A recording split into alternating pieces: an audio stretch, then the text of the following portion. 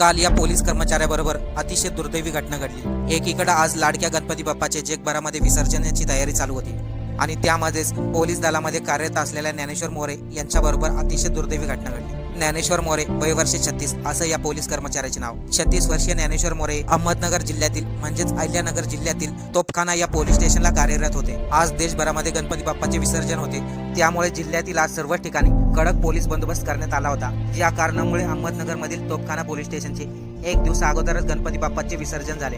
यामध्ये 36 वर्षीय ज्ञानेश्वर मोरे हे गणपती बाप्पाच्या विसर्जनामध्ये अगदी मनसोक्त नाचले आणि गणपती बाप्पाच्या विसर्जनाचा आनंद घेतला आणि रात्री 8 वाजता त्यांना पुन्हा ड्युटीवरती जायचे होते। रात्री 8च्या सुमारास अचानक ते चक्कर येऊन खाली कोसळले।